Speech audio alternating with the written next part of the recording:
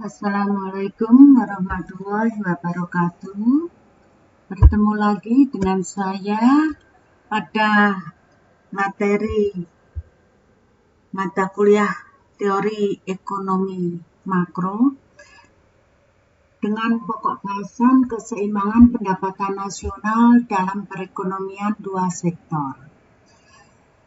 Dalam analisis keseimbangan pendapatan nasional di sini sebenarnya dibedakan dengan pendekatan perekonomian tertutup dan perekonomian terbuka. Yang dimaksud dengan perekonomian tertutup adalah perekonomian di mana belum ada kerjasama perdagangan baik barang atau jasa dengan luar negeri. Di sini dibedakan perekonomian dengan dua sektor dan tiga sektor. Selain itu, kita juga mengenal istilah analisis keseimbangan pendapatan nasional dalam perekonomian terbuka yang artinya sudah melakukan kerjasama perdagangan dengan luar negeri. Nah, pada pertemuan ini kaitannya dengan keseimbangan perekonomian dua sektor. Yang dimaksud dengan dua sektor adalah perekonomian yang terdiri dari sektor rumah tangga dan perusahaan, di mana rumah tangga memproduksi barang dan jasa untuk dikonsumsi oleh rumah tangga.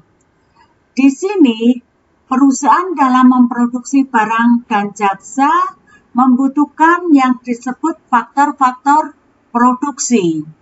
Faktor-faktor produksi ini salah satunya didapat dari rumah tangga bisa berupa gaji, upah, sewa, bunga, dan keuntungan. Barang dan jasa yang dihasilkan oleh perusahaan maka akan dikonsumsi oleh rumah tangga.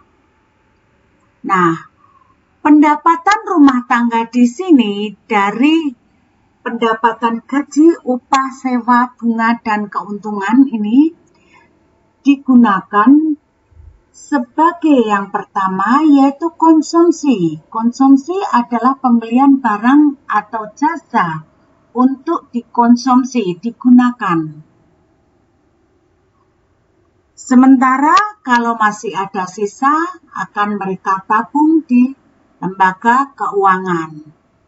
Nah, bank adalah lembaga keuangan yang berfungsi mengumpulkan dana yang menganggur di masyarakat untuk dipinjamkan ke pengusaha atau investor, atau istilahnya di sini investasi. Investasi bisa berupa pembelian barang atau jasa, tetapi tidak untuk dikonsumsi secara habis, tetapi digunakan untuk proses produksi. Nah, tabel hubungan antara pendapatan disposable atau pendapatan yang sudah dikurangi dengan kewajiban-kewajiban membayar pajak, pengeluaran konsumsi, dan tabungan rumah tangga. Anda lihat di sini, pada saat pendapatan belum mencapai 600, kita lihat konsumsi itu besarnya masih di bawah pendapatan. Atau istilahnya di sini kekurangan pembiayaan dari konsumsi akan ditutup dengan mengurangi tabungan. Kita mengenal istilah pendapatan disposable, atau di sini pendapatan disposable dalam angka 0 disebut pendapatan otonom. Pendapatan otonom adalah pendapatan di mana konsumsi yang dilakukan seluruhnya dibiayai dari hutang atau mengambil tabungan. Karena saat itu pendapatan kita besarnya 0. Kemudian naik terus sampai angka 600.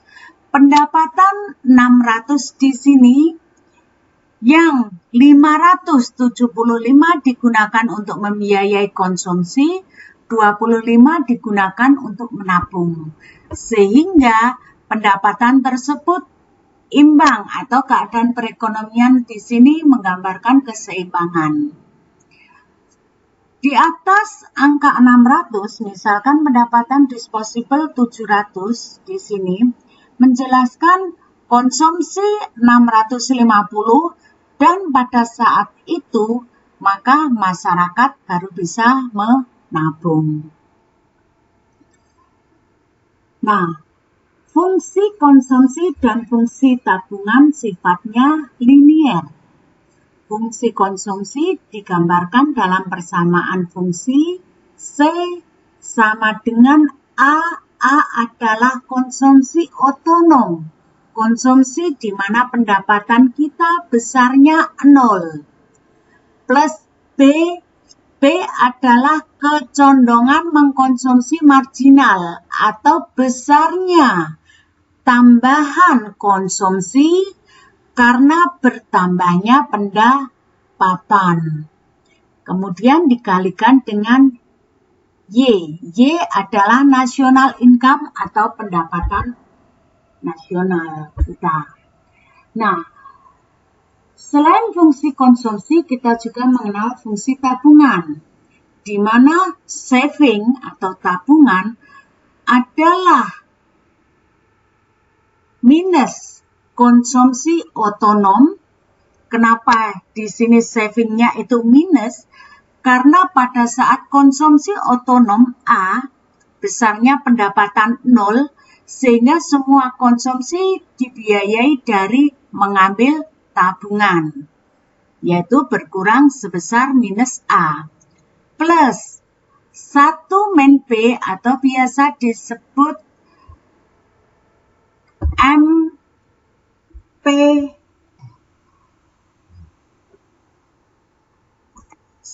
MPS. MPS besarnya adalah 1 dikurangi besarnya MPC. Nah, MPC tadi apa? Besar tambahnya konsumsi karena bertambahnya pendapatan. Kemudian dikalikan dengan Y. Nah, berikut gambaran kecondongan mengkonsumsi dan menabung. Marginal propensity to consume adalah tambahan delta ya, tambahan konsumsi yang dilakukan karena bertambahnya pendapatan. Sementara average propensity to consume adalah besarnya konsumsi dibandingkan dengan pendapatan. Nah, dalam contoh tabel berikut misalnya, kalau kita disuruh mencari berapa besarnya MPC, ini pada misalkan ini kolom ke baris kedua, kolom ke 2. Nah, MPC di sini bisa dicari dari delta C. Delta C adalah ini, bertambahnya konsumsi mula-mula ke konsumsi saat ini. Ada pertambahan sebesar 150. Dibagi dengan delta Y disposable, yaitu sebesar 200. Dari pendapatan semula 200 naik menjadi 400 ini ya. Maka bisa diketahui MPC-nya adalah 150.000 dibagi 200.000 atau 0,75. Kalau MPC 0,75, maka bisa dicari APC. Kalau APC-nya berarti delta S dibagi delta Y disposable. Pasti besarnya 0,25. Sementara APC adalah perbandingan antara konsumsi dibandingkan dengan pendapatan disposable. Nah, ini APC, MPS, Marginal Propensity to Save, adalah bertambahnya saving karena bertambahnya pendapatan disposable. Demikian kita mengenal MPS, kita juga mengenal Average Propensity to Save, APS, yaitu saving dibagi dengan pendapatan disposable. Nah, ini melanjutkan contoh tadi. Kalau tadi diketahui MPC dari pendapatan pertama ke pendapatan kedua ini besarnya 0,75, maka MPS-nya adalah 50, ini perubahannya deltanya 50 dibagi delta 200, maka ketemu 0,25. Jadi seperti itu. Apa sih MPC? Apa sih MPS? MPC bisa dikatakan bagian prosentase dari pendapatan kita yang habis kita pakai untuk berkonsumsi. Maka MPS merupakan sisa dari pendapatan yang tidak digunakan untuk berkonsumsi ini ya, atau kelebihan pendapatan dari konsumsi. Maka bisa kita tabung.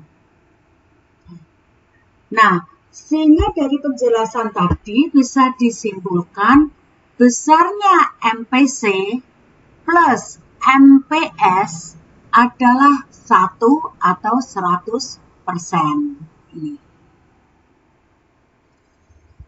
Kemudian dalam analisis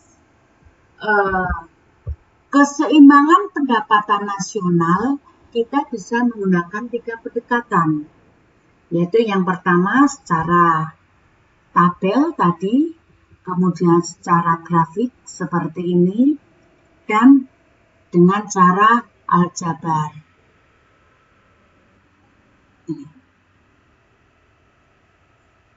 Ini ya, teori-teori konsumsi, teori investasi. Nah, sementara keseimbangan perekonomian suatu negara, yang pertama kita analisis dengan rumus tabel angka pendapatan nasional dan pembelanjaan agregat ini, baik secara grafik maupun secara aljabar.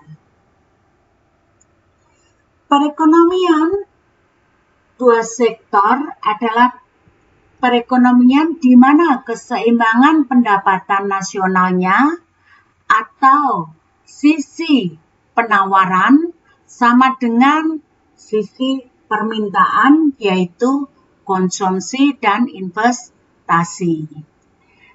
Nah, pendekatan pendapatan nasional sama dengan konsumsi plus investasi di sini adalah pendekatan penawaran agregat sama dengan permintaan agregat. Permintaan dari mana? Yaitu permintaan dari variabel rumah tangga dengan perilaku konsumsinya dan permintaan dari industri dengan investasinya. Atau cara pendekatan yang kedua, yaitu suntikan sama dengan bocoran. Yang dimaksud dengan suntikan adalah variabel di mana semakin diperbesar variabel tersebut, maka pendapatan nasional pada akhirnya naik. Sementara kalau bocoran pada perekonomian adalah kalau suatu variabel diperbesar, maka pendapatan nasional kita akan turun. Nah, di sini suntikan contohnya adalah investasi, bocoran adalah saving atau tabungan. Kenapa? Saving merupakan bocoran pada perekonomian. Di sini bisa dijelaskan kalau sebagian besar penduduk atau masyarakat meningkatkan tabungannya, maka prosentase yang dipakai untuk berkonsumsi akan menurun. Kalau konsumsi daya beli masyarakat menurun, maka pada akhirnya barang dan jasa yang ditawarkan dalam perekonomian tidak akan laku. Sehingga pendapatan pengusaha menurun, yang akhirnya pendapatan pekerja juga menurun, dan kemudian selanjutnya pendapatan nasional kita akan turun karena tidak ada perputaran perekonomian.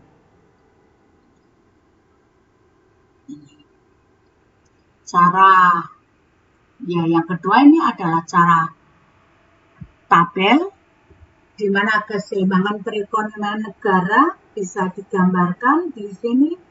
Negara berada dalam keseimbangan nasional income-nya, yaitu pada saat kalau pendekatan penawaran agregat sama dengan permintaan adalah Y disposable 840 sama dengan konsumsi rumah tangga 720 dan investasi perusahaan sebesar 120. Konsumsi plus investasi adalah agregat expenditure atau pengeluaran keseluruhan dari variabel rumah tangga dan perusahaan. Atau pendekatan yang kedua, suntikan sama dengan bocoran. Di sini menjelaskan bahwa perekonomian kita berada dalam keseimbangan.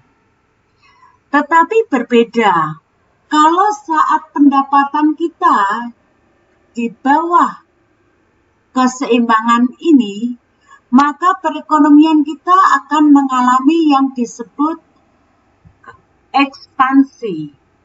Kenapa ekspansi? Karena di sini kita lihat, kita perbandingkan dari ini Y atau national income atau yang mewakili produksi barang dan jasa pada perekonomian atau juga bisa mewakili gross national product atau gross domestic product atau national income itu sendiri lebih rendah dari permintaan keseluruhan variabel rumah tangga dan perusahaan. Nah, permintaan rumah tangga dan perusahaan besarnya lebih besar dibandingkan tersedianya produksi barang dan jasa. Tetapi kebalikan, pada saat angka kita di atas baris keseimbangan perekonomian akan mengalami kontraksi. Kenapa kontraksi? Kenapa perlu diturunkan? Karena di sini produksi barang dan jasa atau diwakili di sini national income besarnya lebih tinggi dibandingkan permintaan masyarakat dari rumah tangga dan investasi atau perusahaan. Maka bisa dijelaskan kalau permintaan lebih rendah sementara produksi lebih banyak, maka ada sebagian produk yang tidak laku sehingga harus diturunkan. Artinya di sini bukan jumlah produknya, yang lebih banyak, tetapi nilai atau harga dari produk tersebut dinilai menjadi lebih mahal. Nah, kemudian kalau dengan pendekatan grafik dalam menggambarkan keseimbangan perekonomian negara, kita lihat, kita buat garis langkah awalnya, yaitu garis mendatar. Di sini mewakili pendapatan nasional kita, dan garis tegak mewakili seluruh pengeluaran dalam perekonomian. Kalau dual sektor berarti pengeluarannya terdiri dari konsumsi plus pengeluaran investasi ini. Nah, A atau konsumsi otonom adalah konsumsi yang dilakukan saat pendapatan besarnya 0. Sehingga seluruh konsumsi ini dibiayai dari mengurangi tabungan. Di sini tabungan berkurang sebesar minus 90 untuk membiayai konsumsi. Kemudian saat pendapatan kita naik, konsumsi juga naik. Pada titik A atau besarnya pendapatan 360, di sini diketahui seluruh pendapatan habis dipakai untuk berkonsumsi. Sehingga kalau kita tarik ke bawah, kalau dengan pendekatan suntikan sama dengan bocoran, fungsi tabungan di sini terlihat besarnya S ini ya, besarnya yaitu sebesar 0. Artinya pada saat 360 besarnya pendapatan kita, tabungan kita besarnya 0. Kemudian pendapatan plus investasi ini, besarnya investasi adalah 120 ya ini, delta I sebesar 120, maka konsumsi plus investasi besarnya 840. Nah, di titik E singkatan equilibrium adalah keadaan di mana pendapatan sama dengan pengeluaran. Ini. Nah, di sini diketahui juga saat itu besarnya tabungan sama dengan investasi. Sementara pendekatan ketiga adalah pendekatan aljabar, di mana dalam pendekatan ini diketahui permintaan penawaran agregat Y sama dengan permintaan agregat atau keseluruhan dari rumah tangga dan investasi. Atau pendekatan yang kedua, yaitu pendekatan suntikan pada perekonomian sama dengan bocoran pada perekonomian. Nah, kedua formula pendekatan aljabar ini akan menjelaskan perekonomian kita berada dalam keseimbangan. Nah, misalkan dalam contoh soal diketahui fungsi konsumsi seperti ini, investasinya 120. Berapakah besarnya keseimbangan pendapatan nasional kita? Nah, pendapatan nasional ini bisa dicari dengan rumus yang pertama. Y sama dengan konsumsi. Ini 90 plus 0,75 Y plus I adalah 120. Sehingga Y bisa diketahui 120 plus 90 adalah 210 dan Y adalah Y ini 1 Y dipindahkan yang ada variabelnya Y minus 0,75 Y sama dengan 210 sehingga diketahui Y besarnya 840. Cara yang kedua juga hasilnya sama. Ini. Sementara multiplier perekonomian dua sektor. Multiplier menggambarkan perbandingan antara jumlah pertambahan pendapatan nasional dengan jumlah pertambahan dalam pengeluaran agregat yang menimbulkan perubahan pendapatan tersebut. Di sini misalkan pendapatan kita mengalami pertambahan sebesar 4 kali lipat dari pertambahan pengeluaran semula. Kenapa bisa seperti itu? Karena contohnya multiplier adalah, langsung dengan rumus ya. Multiplier dirumuskan 1 per 1 min MPC, atau ini MPS ya, 1 per MPC. Dikalikan variabel pengeluaran. Dalam perekonomian dua sektor, rumus multipliernya menjadi 1 per MPS dikalikan variabel pengeluaran. Variabel pengeluaran pada perekonomian dua sektor terdiri dari investasi. Sehingga di sini contohnya misalkan pendapatan semula besarnya 840. Kemudian investasi yang semula 120 ditambah delta I. Delta I ini 20 sehingga investasi total menjadi 140. Nah, pengertian dari multiplier, kalau dalam perekonomian besarnya investasi ditambah sebanyak 20 atau delta I sama dengan 20 akan berdampak berapa tambahan pendapatan nasional. Nah, di sini kalau kita masukkan ke dalam rumus multiplier, maka 1 per 1 min MPC. MPC kita besarnya berapa?